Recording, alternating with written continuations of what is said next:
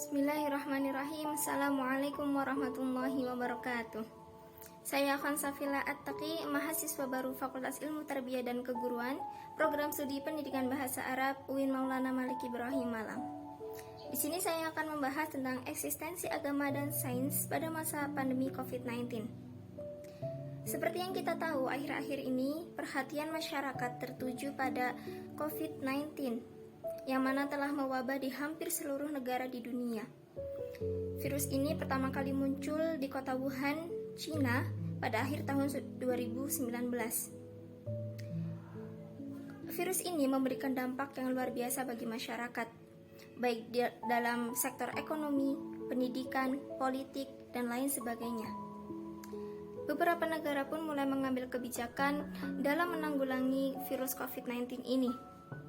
Di antaranya adalah menutup berbagai instansi, mulai dari sekolah, tempat wisata, perkantoran, dan lain sebagainya. Lambat laun, virus ini pun telah mengubah tatanan dunia, termasuk mengubah tatanan negara ini.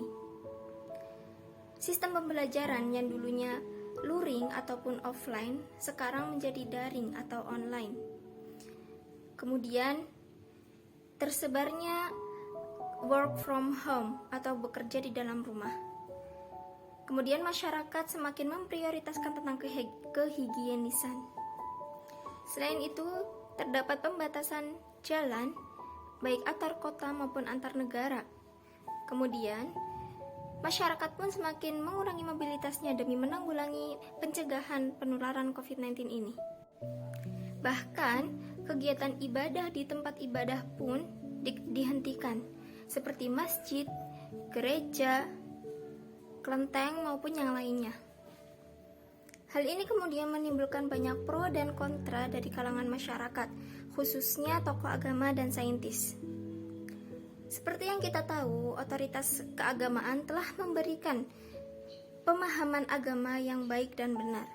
Namun, tetap saja terdapat terdapat kalangan orang yang salah kaprah dalam memahaminya. Mereka menganggap bahwa kita tidak perlu risau, kita tidak perlu khawatir terhadap COVID-19 ini. Karena yang mematikan kita adalah Allah Subhanahu wa Ta'ala, bukan virus. Sehingga pandangan ini membuat mereka bersikap non-antisipatif terhadap COVID-19 ini, yang mana ini akan membahayakan kita semua. Kenapa? Karena potensi tertular dan menularkan COVID-19 ini semakin tinggi. Namun, terlepas dari sikap tokoh agama yang kontraproduktif ini, terdapat sejumlah kalangan yang berpendapat bahwa para saintis pun bersikap arogan. Mereka menganggap bahwa virus ini hanya akan berakhir dengan sains. Mereka menafikan eksistensi Tuhan di dalamnya. Mereka menganggap bahwa yang mencabut nyawa kita adalah virus, bukannya Tuhan. Dari sini dapat kita pahami bahwa pada masa pandemi ini sangat dibutuhkan eksistensi agama dan sains. Diperlukan adanya keterikatan antara eksistensi agama dan sains agar kita dapat bersikap lebih seimbang dalam menanggulangi COVID-19 ini. Eksistensi agama sebagai sistem controlling kita agar kita tidak merasa takut maupun cemas terhadap COVID-19 ini. Dan kita selalu bertawakal, berikhtiar kepada Allah Subhanahu wa Ta'ala. Sedangkan sains di sini menjadi sarana dalam mencegah penularan COVID-19 ini. Dengan diadakannya vaksinasi, diproduksinya masker, dan lain sebagainya. Dari sinilah agama dan sains haruslah memiliki keterikatan satu sama lain.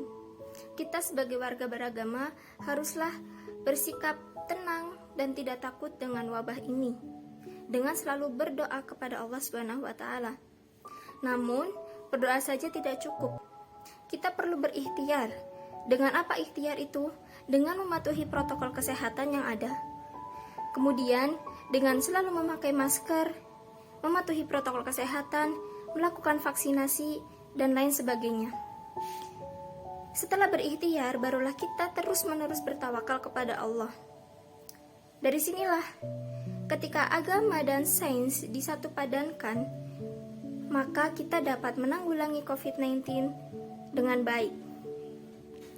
Demikianlah pentingnya eksistensi agama dan sains dalam menanggulangi pencegahan penularan COVID-19 ini. Saya cukupkan pembahasan hari ini, kurang lebihnya mohon maaf. Wassalamualaikum warahmatullahi wabarakatuh.